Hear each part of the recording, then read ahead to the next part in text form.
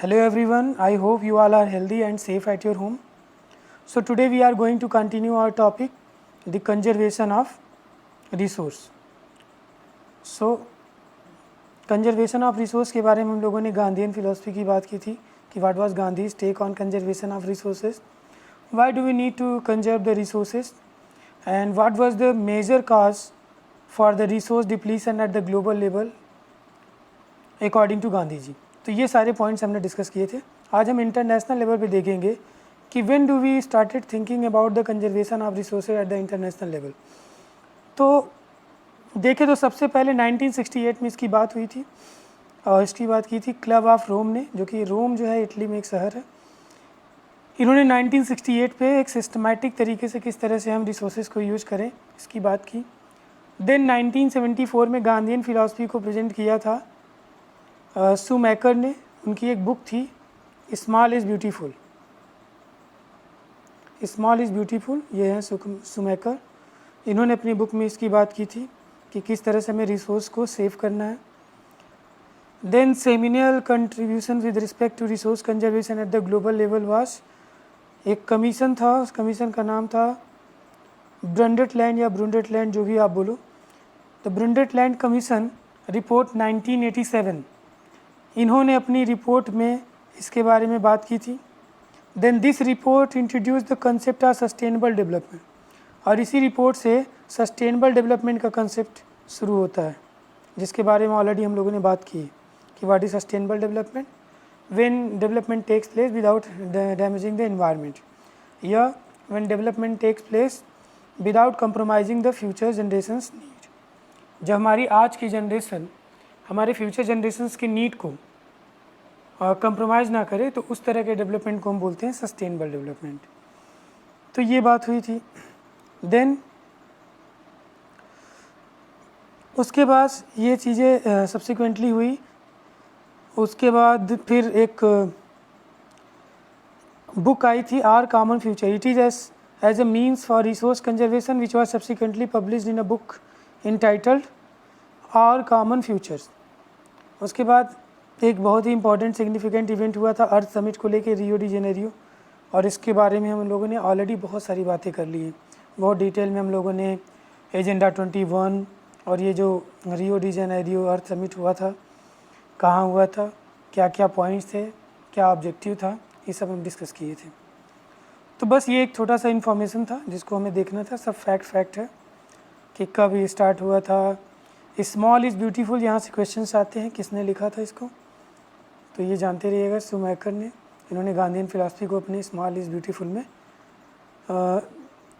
एक बार फिर से रेज किया था, उनकी बात को रखा था. अब हम आते हैं लैंड रिसोर्स. लैंड रिसोर्स एक बहुत ही इम्पॉर्टेंट रिसोर्स है एज वी ऑल नो. क्यों ये इतना इम्पॉर्टेंट है?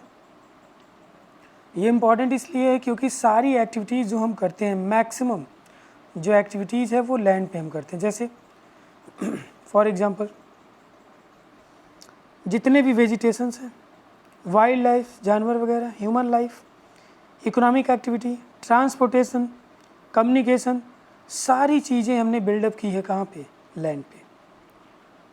इस तरह से लैंड पे हमारी फार्मिंग होती है, हम ही लैंड पे हम रहते भी हैं.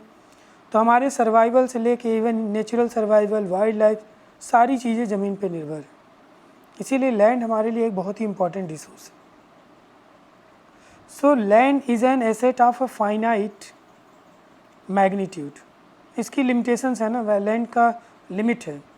सो therefore it is important to use the available land for various purpose with careful planning. क्योंकि हमारे पास लैंड जो है लिमिटेड है, तो हमें इसलिए लैंड को बहुत ही अच्छे तरीके से प्लान करके यूटिलाइज करना चाहिए.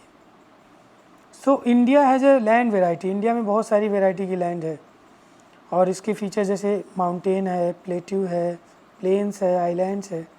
देखो प्लेट्यू उसको बोलते हैं जैसे ये, अब ये जो यहाँ से ऊपर गया और ये जो प्लेन एरिया इसी को बोलते हैं प्लेट्यू. माउंटेन आप जानते ही हो और प्लेन एरिया आप जानते ही हो. तो इस तरह से इंडिया में वेराइटी ऑफ लैंड है.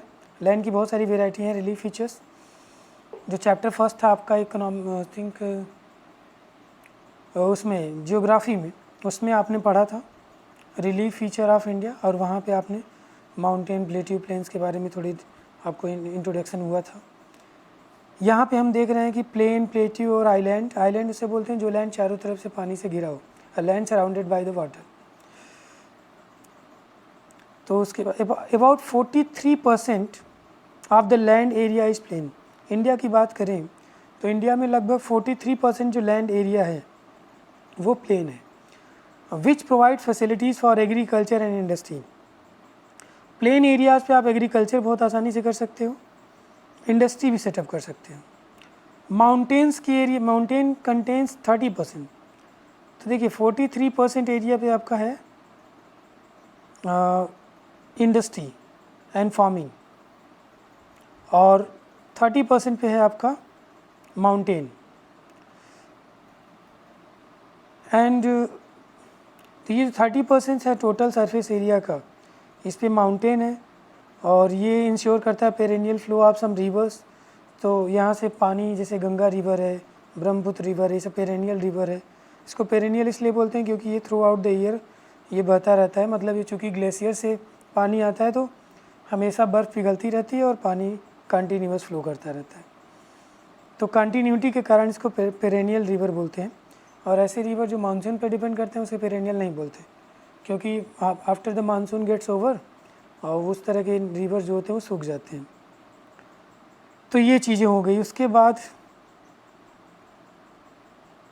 Provide facility for tourism and ecological aspect. तो ये जो पेरेनियल रिवर है, सॉरी ये जो माउंटेनस रिवर है, ये पेरेनियल रिवर यहाँ से फ़्लो करते हैं, प्लस टूरिज़्म के लिए काफ़ी अट्रैक्टिव होता है ये प्लेस, और इकोलॉजिकल एस्पेक्ट से भी देखें तो बहुत बेटर होता है। And about 27% of the area is the plateau region, और 27% जो एरिया है वो क्या है, प्लेट्यू रीजन। तो अगर आप देखो तो 43 पे आपका है प्लेन, 30% माउंटेन, और 27% पे क्या है आपका plateau. So it possesses rich reserves of minerals, fossil fuels and forest. और ये जो प्लेट्यू एरिया है यहाँ पे बहुत सारे minerals, fossil fuels and forest वगैरह पाए जाते हैं। अगर आप पूरा ग्राफ देखो तो देखो ये है, वही परसेंटेज को दिखाया गया यहाँ पे।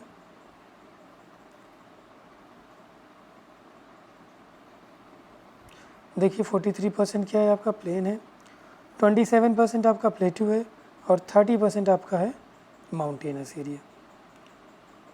तो ये है लैंड के बारे में जानकारी। अब हम लोग नेक्स्ट वीडियो में बात करेंगे लैंड यूटिलाइजेशन, कि लैंड को यूटिलाइज कैसे करते हैं, फिर land use pattern in India. I hope कि आपको ये चीज़ें समझ में आ गई होंगी।